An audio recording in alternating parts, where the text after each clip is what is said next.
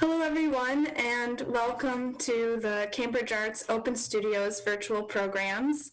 My name is KIRSTEN SWARTZ, and I am the Community Arts Administrator for the Cambridge Arts Council. This year, Open Studios is all virtual. We have a website, csartcambridge.com, with the artwork available for sale of over 100 artists. And we have a series of programs that we're partnering with CCTV to put on and share with you, featuring our local Cambridge artists sharing their work. The website, csartcambridge.com, will be up until December 31st, so please make sure to head over there after this program to purchase some lovely local Cambridge artists' work and check out the schedule for upcoming programs in partnership with CCTV. We will have virtual programs either like this one from 12 to 1 at lunchtime on Tuesdays, or on Saturdays from 3 to 4 in November and December. And again, you can find the full list of programs and the artists who will be participating in those programs at csartcambridge.com. Today we're featuring artists Schiel, Tanya Hayes Lee, Rani Sarin, and Linda DeHart. And I'm so excited to share these wonderful artists with you and to give them the opportunity to share a bit about their work and their art practice with the arts community and the Cambridge community more broadly. If you have any questions throughout the program, please use the question and answer function in Zoom, and I'll make sure to get the questions to the artists so they can answer your questions. And I want to thank the CCTV team for helping us with this project, as well as my colleagues at the Cambridge Arts Council for supporting this work. So first off, we'll have Schiel, and Skip, take it away. Thanks for organizing this and inviting me to do this. I am going to share my screen and review what's online under my name.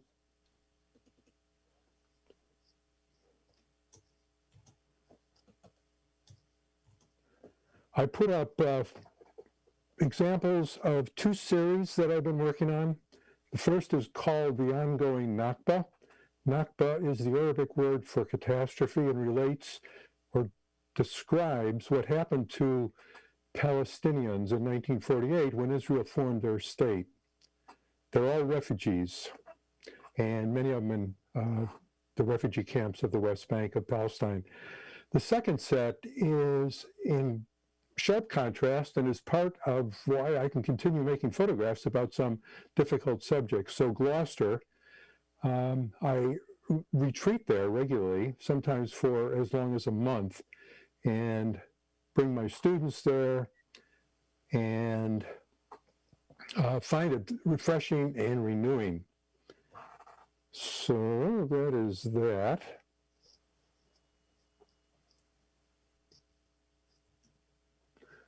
And now I think I have to, can I resume share? Whoop, nope, don't want that. Stop and start again.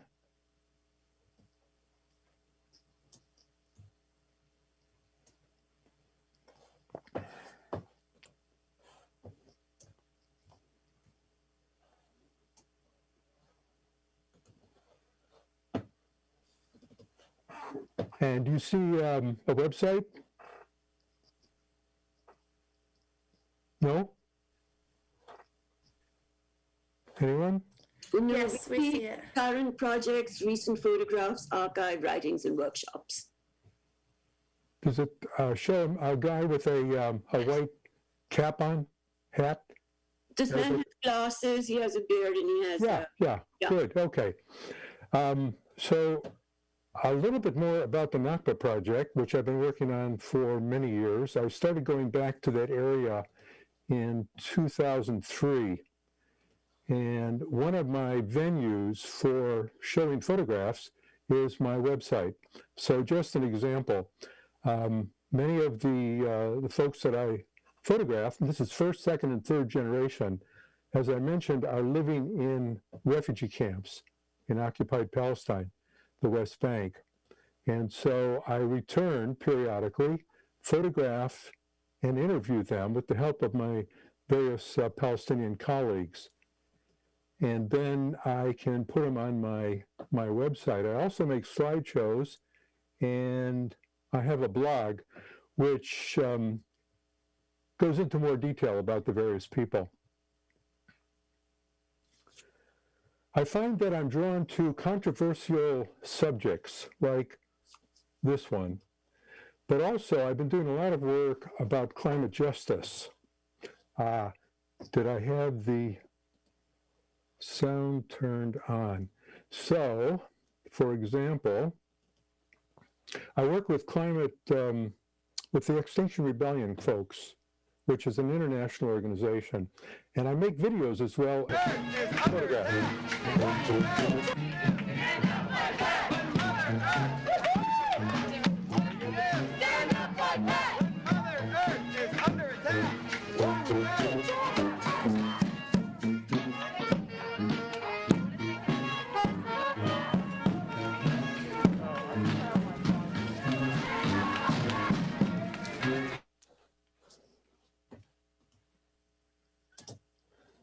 So if you're interested in pursuing some of what I've done, you can go to my website or blog.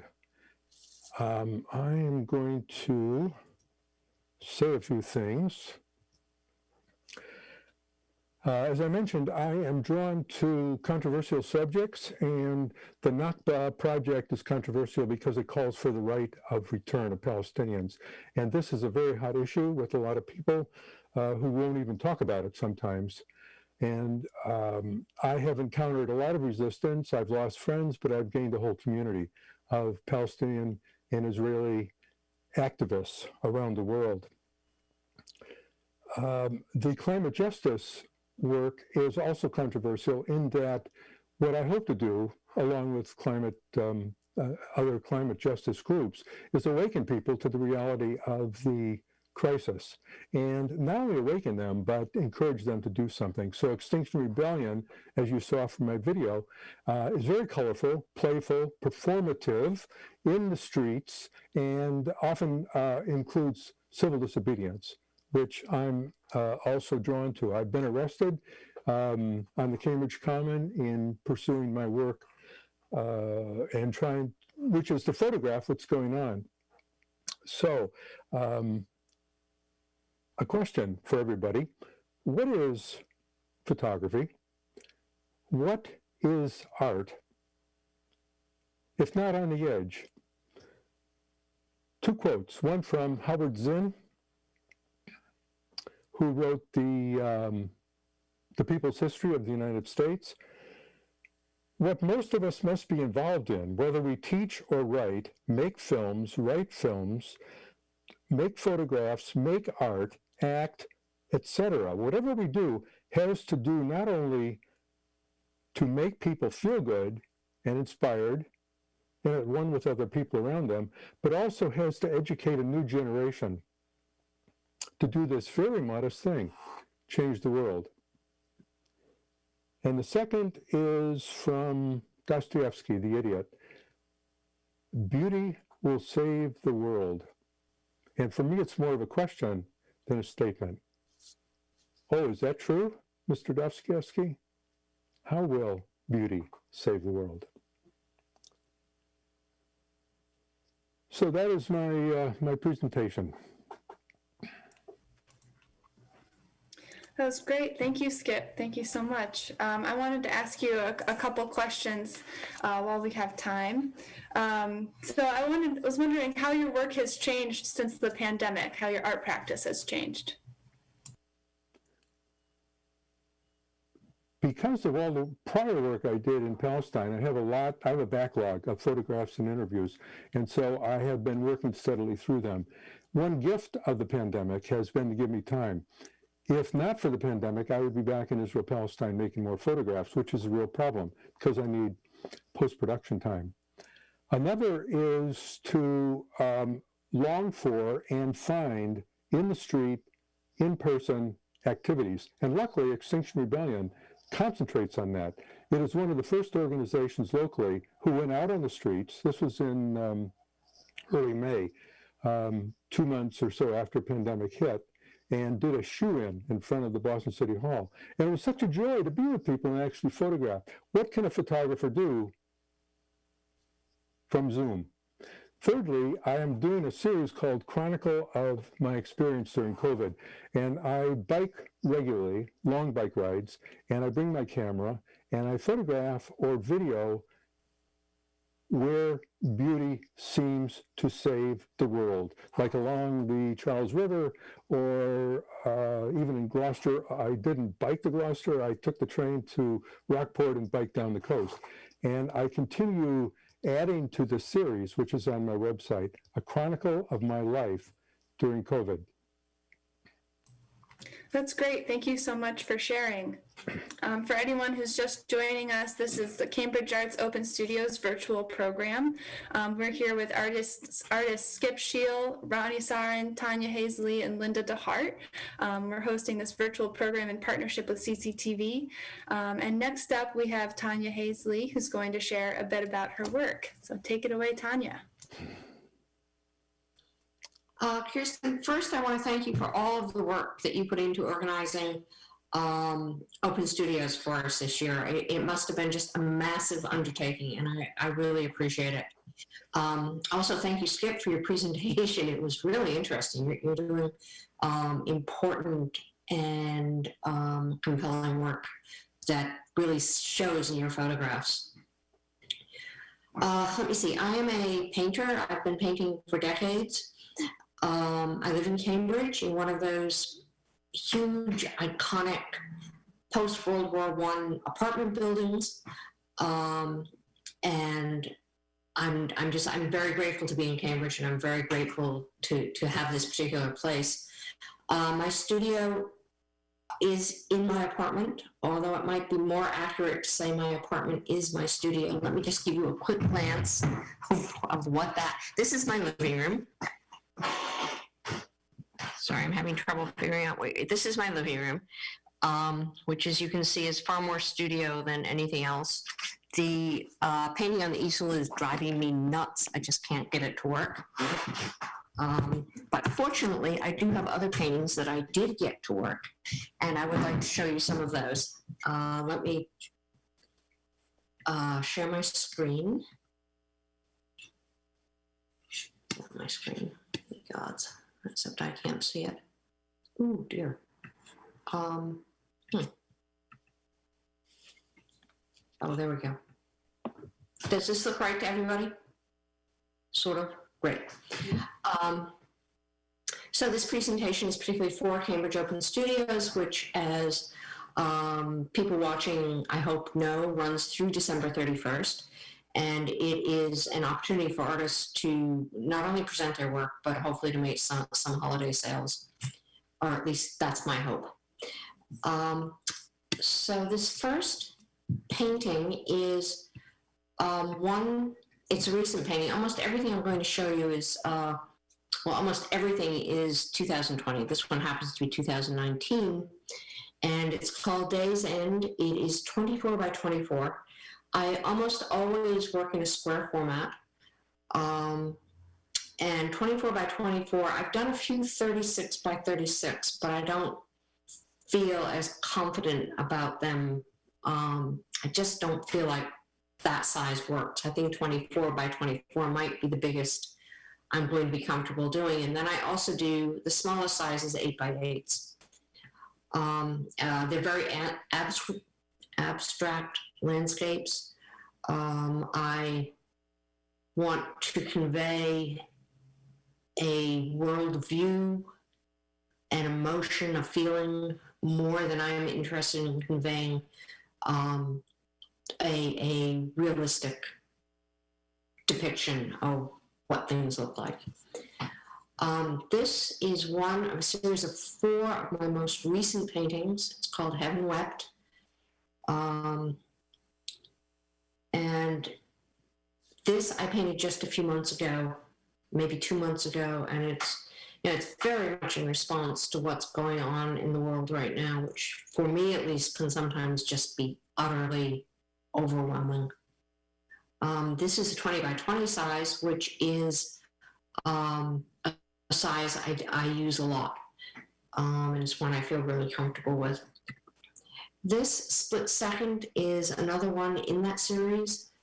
I'm in the process of experimenting with texture, how to get different textures, how to make them work, how to combine them, which when you're trying to show earth and skies, it becomes a really interesting problem because they really can't have the same texture. It just won't work. This is the third that I still have in that series. It's called Breaking Through. And this I think, well, this and Heaven Wept, I think might be the two most successful of the series. I love having just a little bit of blue sky, bright cobalt blue sky poking through. It for me, it's an indication of hope, which I think we really need right now. And the fourth in the series actually sold like 2 weeks after I painted it, so I'm not showing that right now. This is Interlude 1. It's another 2019 painting. These fairly large 24 by 24 paintings I did in 2019, almost exactly a year ago, in preparation for a show that I had at Drinkwaters in Cambridge, which is a men's clothing store. And I had, I probably had 10 of these. I mean, I had a lot of these for that show, and they worked really well.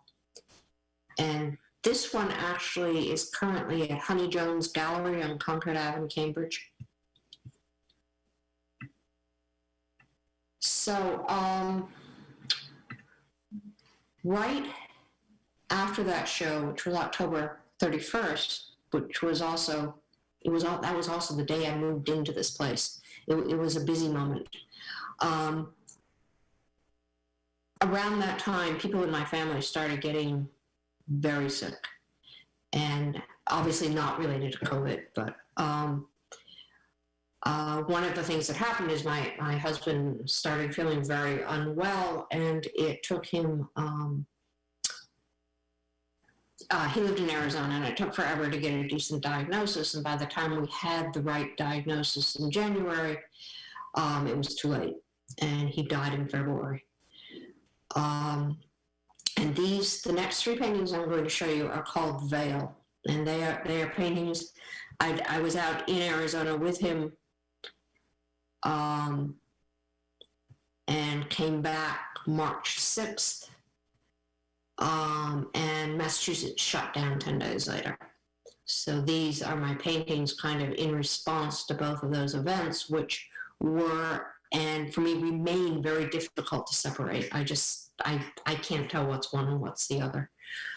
They're called The Veil, and there are 6 of them in the series, and I actually finished the series before I understood what it was I was trying to paint. They were just all untitled.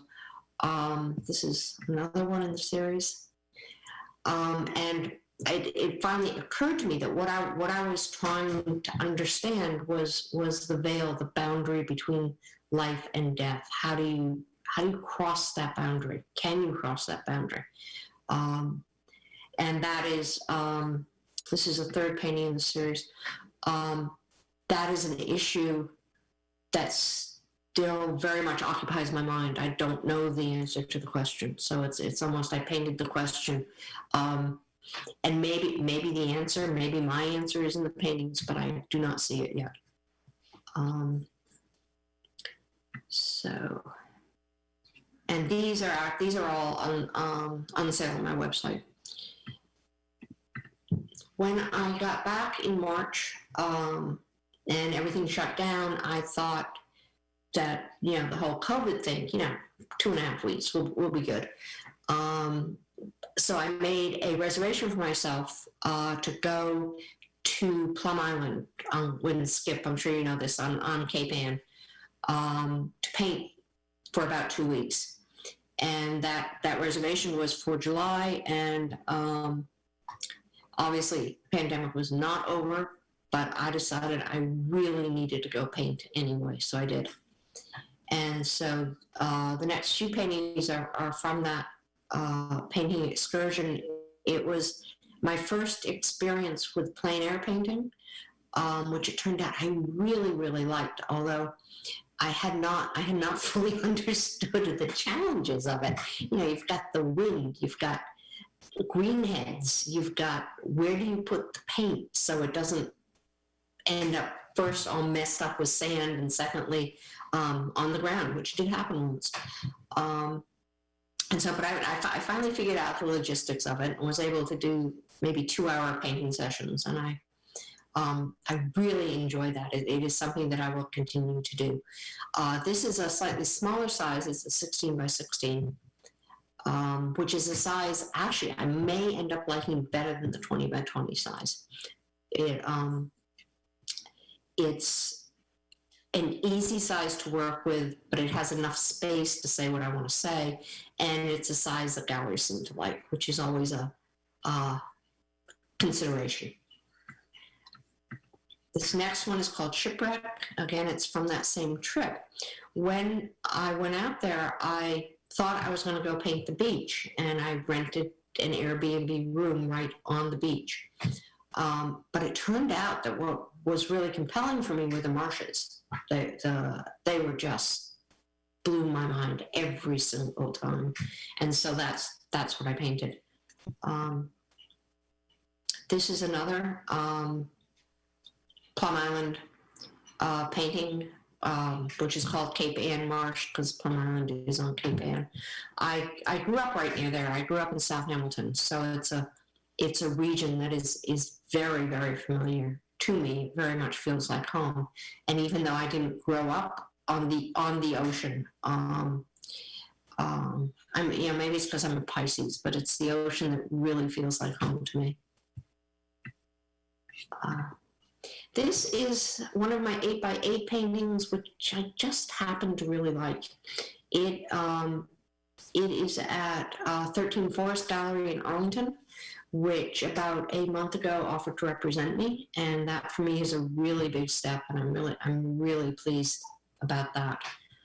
And this final painting is again one of the large ones. It's called Nightfall. It has gotten a fair amount of recognition and praise, so I don't know why I still own it, but there you are. Things work out that way sometimes. This is my website. It's TanyaHayesLee.com, and it's also the website for 13 Forest Gallery. I'm also a participant in an online gallery called Array Contemporary, which is very new. The website is up, but it's only about 3 months old. And so that is my presentation. Contact information is on my website. And I thank you very much for your time.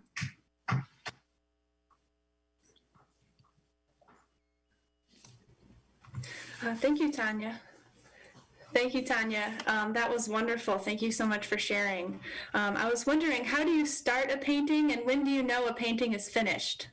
Yeah, the starting a painting question is easier. The other question is, but starting a painting, I travel, well, I used to travel, and I take a lot of photographs. And so generally a painting will start from maybe 2 or 3 photographs that I find particularly compelling. Paintings are so abstract, they never end up looking like the photograph, but I find it useful to have a place to start. Knowing when that painting is finished is hard, but basically they're finished when they stop driving me nuts. When I have something I can look at that I actually like, it's done. And what's bothering you about your current project? What's challenging about that painting? Oh, that painting, let me, yeah, I don't know. The painting, can you see it? No. Tip it down a little bit. There it is. Okay. So the painting, basically, it looks like it exists on 2 different planets.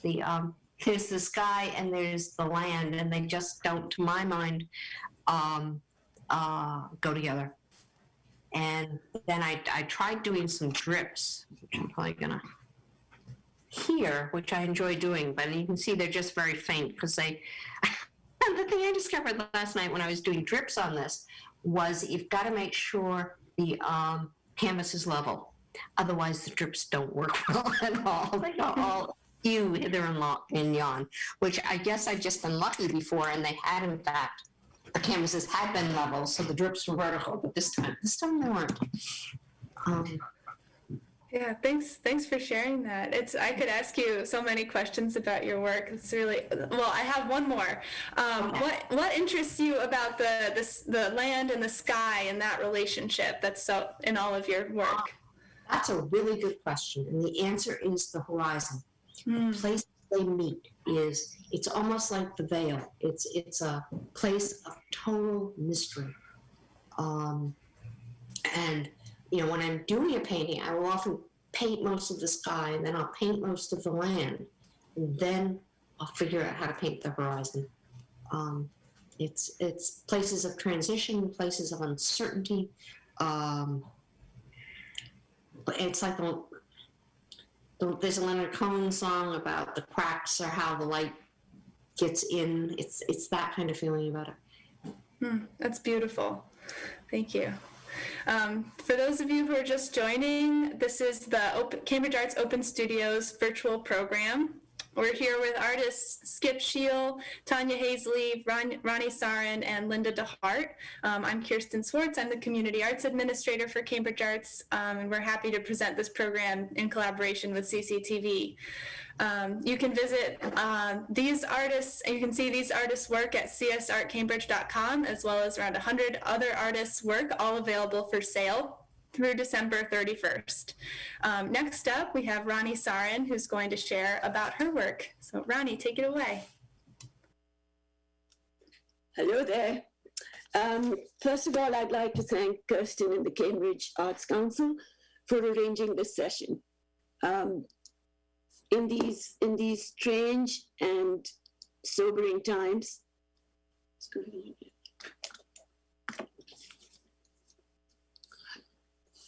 sorry, I'm trying to get my Zoom going.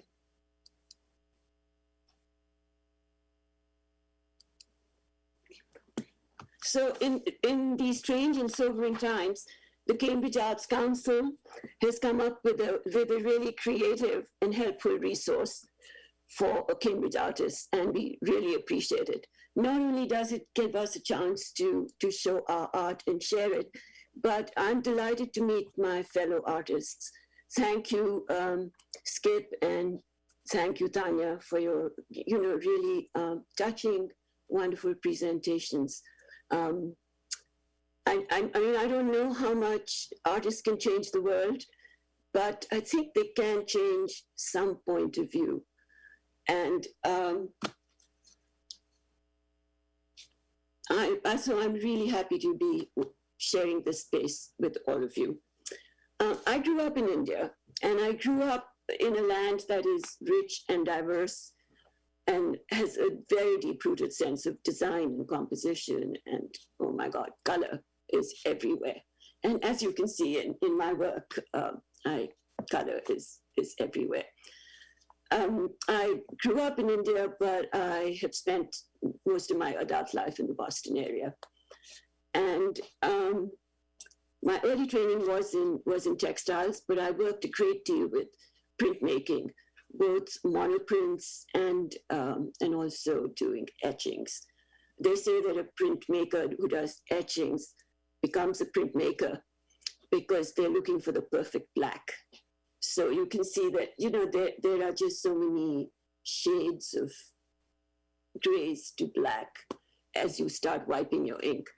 I did a fair amount of that, and when I was going through that stage, I would look at a road that we were on a sidewalk or a pavement, and begin to see the colors and the textures. And potholes appealed to me because there was a great deal going on there. But as you have probably guessed, I couldn't stay long with black and white. And I turned to monoprinting, and I did a lot of monoprinting. I work fast.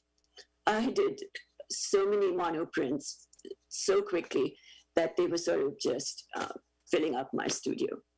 So one day I looked at a monoprint, and I had, several. When you do a monoprint, you can do ghosts of it, and you can have several that look sort of similar. So I picked it up and I ripped it. And I looked at it again and it looked quite different. I held it up. I could sort of hold it up from different angles, and I started to rip. I ripped up a fair amount of my monoprints. I'd also made a lot of paper. I'd worked with textiles, and the whole idea of mixed media started. So my mixed media life began there. So I use prints and paper that I made, fabric that I had dyed, and wax and pigments and glue and whatever I can lay my hands on. So my work really is and I think that's probably true of many artists, is my connection to the dynamic flow of energy and life. It helps me because it bridges my understanding of the seen world and the felt world.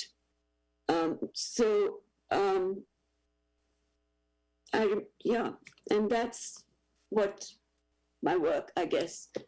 My work is also about the passing of time, I guess. I use work, as I told you, I rip up my images and I look at my old work.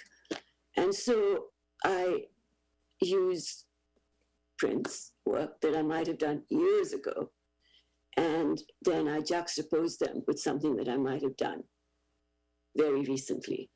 And that sense of that mood of what I might have been in when I did something 15, 20 years ago, and what I am feeling today about the same work, somehow creates a fresh, new, dynamic image.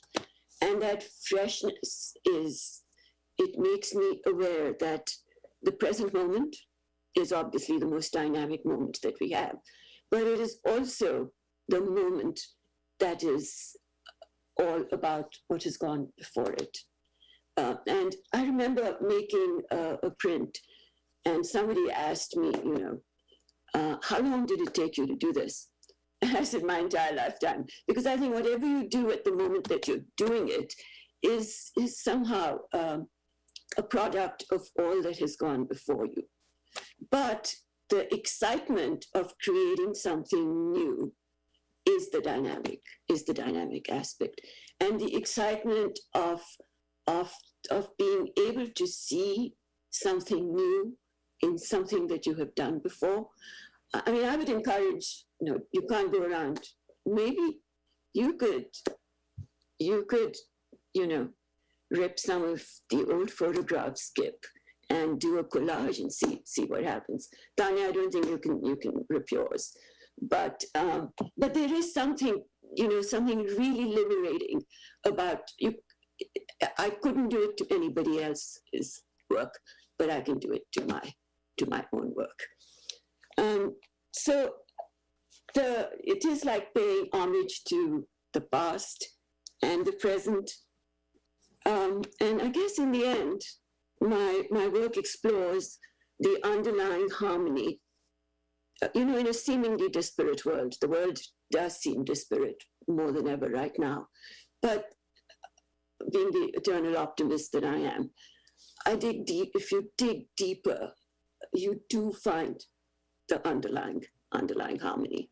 And I guess that is what I try and create in the work that I do. Sometimes it looks fairly chaotic, but so does the world. And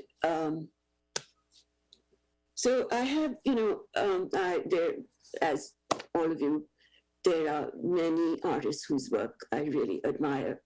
And my way of paying homage to them is to remember them and imitate them slightly.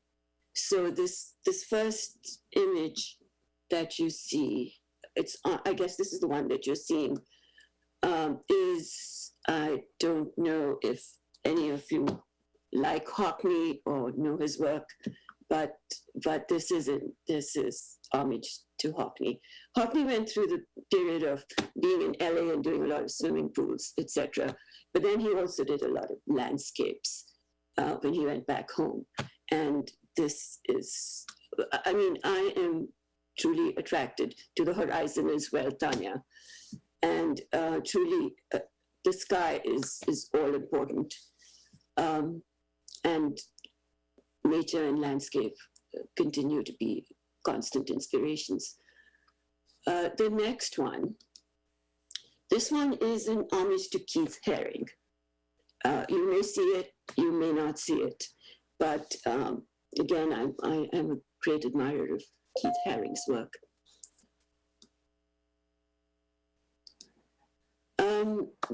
I spent 4 years in Sweden, and you know, the Swedish sensibility is as far apart as you can get from the Indian sensibility. India is all about trying to see how many things can fit into a tiny space. And the Swedish sensibility is all about being as bare as you can. And this print reminds me somehow of my time in Sweden. The colors may be the trees, the feeling of seeing something that may be slightly foggy, a slightly fall wintry feel. And then we move on to what I can't do without, the sense of color.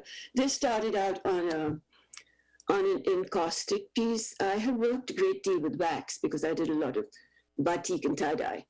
I didn't realize I could have made a fortune in tie-dye with the way things are. You know, everything is being tie-dyed these days, but I'd moved on from tie-dyeing. And, but this part is wax on a piece of wood. And at the very edge here, you see a piece of fabric. I can't get away from fabric. And so some of my designs, I think, are things that I might have worked on if I had continued to be a textile designer. And I sort of just, that's part of my being, I guess. So I have to just accept it. I remember being really afraid of painting because I was a printmaker and a textile person. So, you know, when you see and Tanya, you do this all the time, you see a white or a blank piece of canvas, and that beginning is not easy. And as a printmaker, there is not that sense. You do something on a plate or you do something, and then you run it through the press. And then when you pull up your print, there's that moment of magic and there's that moment of surprise. But thanks to my mixed media work, I have now started to paint. I don't paint, I hope the day will come when I will actually paint directly on canvas, but I have started to use paint in my work. So you can see here, there's a bit of canvas. These are all pieces of different parts of my monoprints. And you can see the layers of work as well. Tanya, you said the horizon appeals to you as it does to me. But I think for a printmaker maybe, and maybe for a person who works with collage, edges are very crucial, and edges are very exciting. And so the edge of a work, and also how far does the edge go, and where does the edge end? I guess it's you know, all about composition and yeah. So edges become important, and here you can see there are several edges. The next one is this is sort of like much more like a textile thing. I used a stencil here that I made, and these are trees again, but in a much more Indian context. I've traveled a fair amount, and when we were in Tuscany, there was something about a golden light, and this is a collage again. They're all my own monoprints that have been torn and rearranged, and this is Tuscany, as far as I'm concerned. The interesting thing about working with one's own work and tearing it and doing it again, I always think of regeneration. So it is like something, it has come alive again. So that's, again, an ongoing theme in my work. This piece is, again, it has fabric, it has my monoprints, and I think this perhaps may be the most abstract of the pieces that I have shown. And with a piece like this, I often feel it kind of made itself. I wasn't sure where it was taking me, but it seemed to take me to that sense I have of something ancient, of, I've done a lot of traveling, as I said, and a great deal of travel in India as well.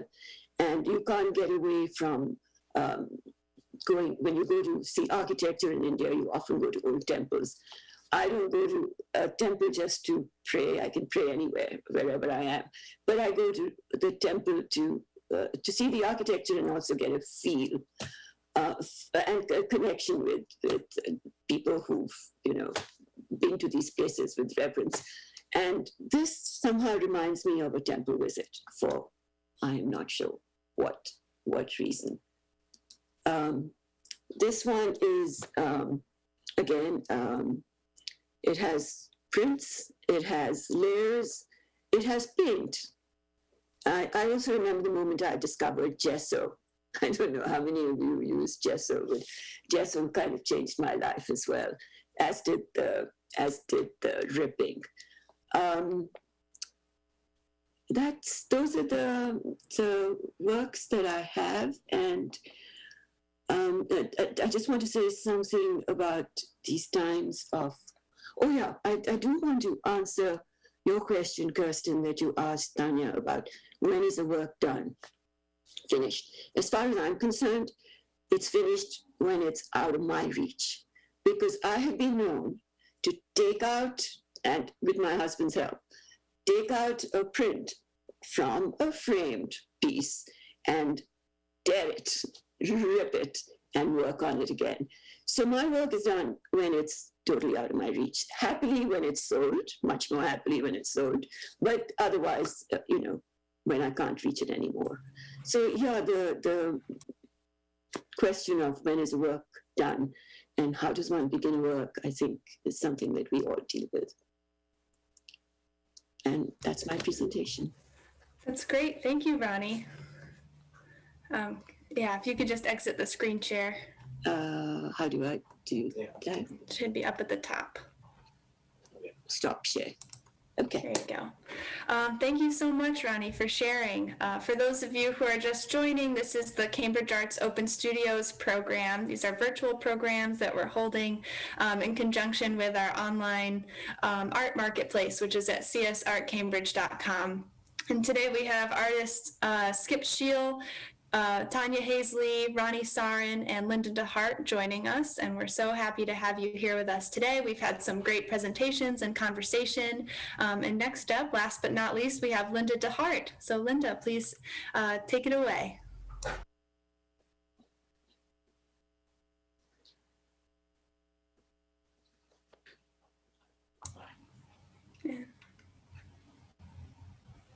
And Linda, you'll need to unmute yourself. Okay. Is this? I'm having somebody else help me remotely. We're learning all these skills.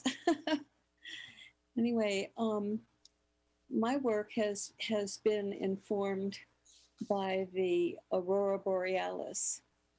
When I had an awe-struck experience, I began to realize that it was my job to bring colors in motion into the world. It was as if God said, hey, you down there, do this. So I've been obedient and having a great time doing it. And it's been a major journey since March of 2000 of 1969. And so that probably is one of the things that accounts for the major variety of my work, which I think if Holly can put up my yes, my homepage. This is the homepage on my website. So I have a lot of different things that have been informed, as I say, by the Aurora Borealis. And I actually want to acknowledge Skip for his question of how will beauty save the world? And I am so glad to be able to have that question now, because I've been working with beauty for all these years, but I hadn't asked that specific question.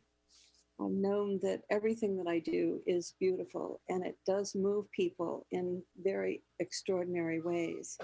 And as I continue to unfold the different aspects of the different forms of art that I have done through the years, I think that you'll see how it relates to our times right now. So I'm going to start with my silks, and I have silk scarves and little silk purses, and I don't know if there's on the Cambridge Arts website, I have you can see a fuller range of this. This is just sort of a composite, just to get a feeling of how I work with. I less work with edges, interestingly. I work with moving, blurring the edges between things.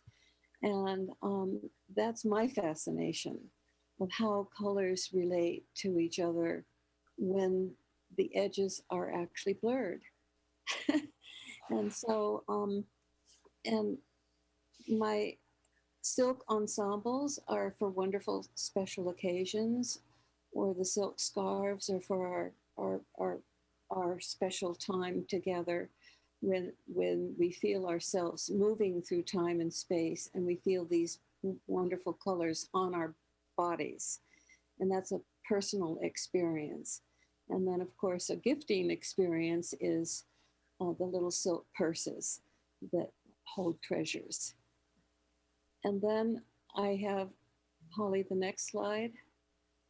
So I also have worked with applique tapestries.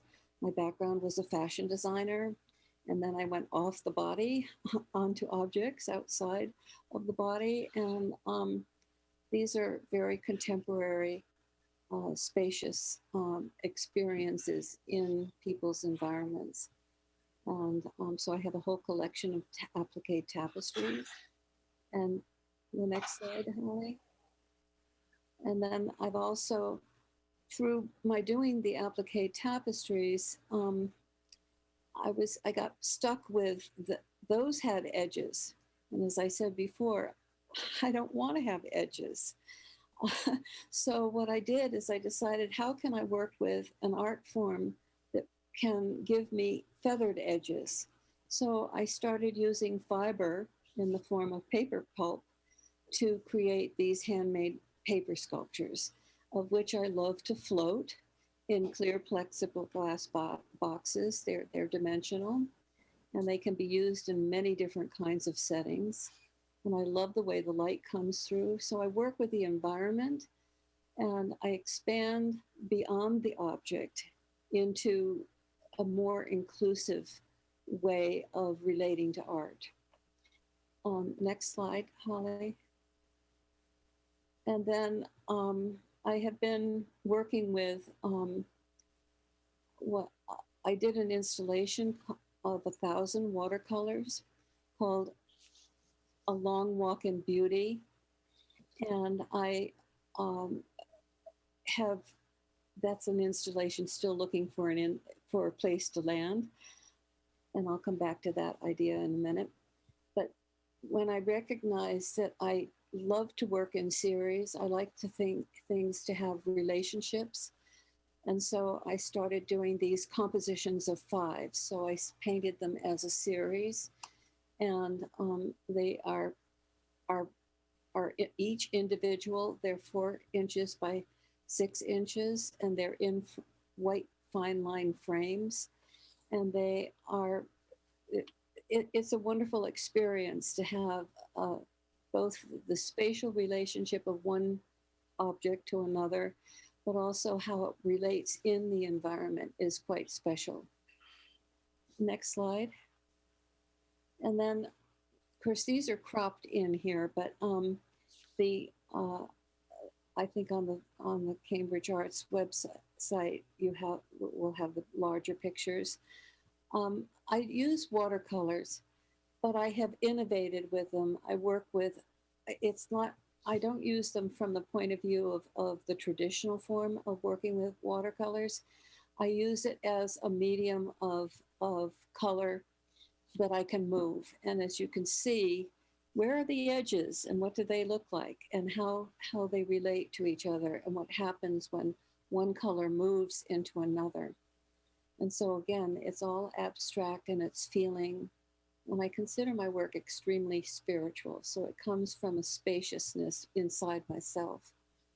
And so it's an invitation for people to find that spaciousness within themselves. Next slide, Holly. So this is the combination of Aurora Borealis and my tribute to Aurora Borealis as I move color into the world. Next slide. So that is the lead into my business. One of my business forms is called Colors in Motion, where my artwork is always in motion. And it's a digital form. It comes up on screens. And so colorsinmotion.com is our website. I have a team, a wonderful team, of which Holly is one of them. And we create ambiance for environments. And sometimes we call these audiovisual meditations. We also have begun this year, as a result of COVID, we have created what we call a practice group, so that we have the people have the opportunity to come together once a month on a Monday night. It's free, and to use one of our touchstones, one of our Colors in Motion touchstones. That's like an episode or a one work of art that lasts from anywhere from 20 minutes to a half an hour. And so we use the focus of one of these works of art, which we call a touchstone. As a touchstone means that it touches us and brings us back to our center. And so I'm just letting you know that the next slide, Holly, I think is and the next slide with the website and the different websites.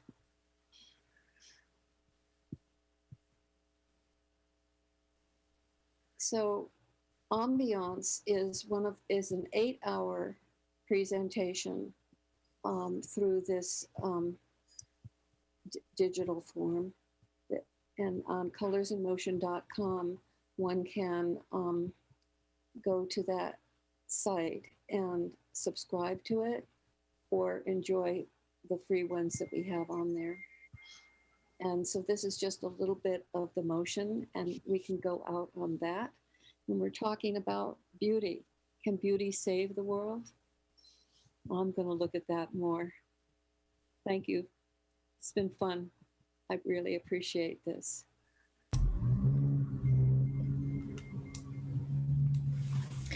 That was beautiful. Thank you, Linda. Thank you so much for sharing. Again, this is the Cambridge Arts Open Studios program, here with artists Schiel, Tanya Hayes Lee, Rani Sarin, and Linda DeHart.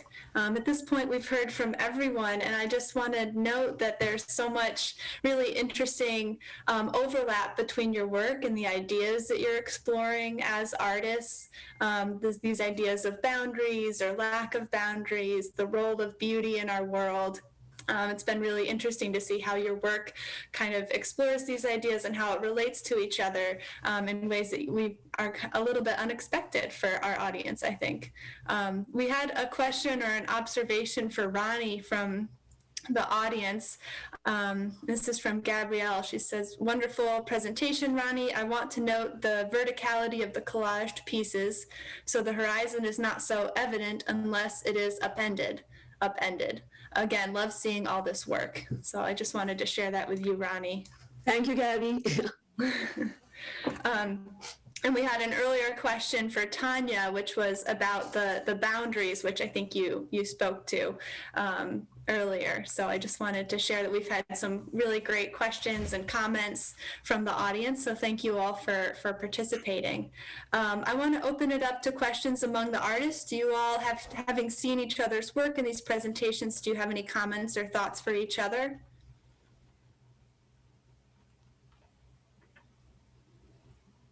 I can only say that I've really enjoyed seeing everybody's work, and I will reiterate that it is great what you guys are doing at Cambridge Arts Council, because you are not just opening it up to other people, but you're opening it up amongst ourselves. And I hope you can continue to have more of these discussions with other artists. I found it really quite wonderful to see Skip, Linda, and Tanya's work today, and I hope we can continue to communicate with each other, especially in these times of COVID. Mm-hmm. Thanks, Rani. It's an incredible way to create a community. When artists start spewing about our work, we infuse excitement in people. And I think to be able to do that in the larger community will be very inspirational. So I second that, Rani. Oh, Skip, I think you're muted. You've all encouraged me to look more deeply into abstract art.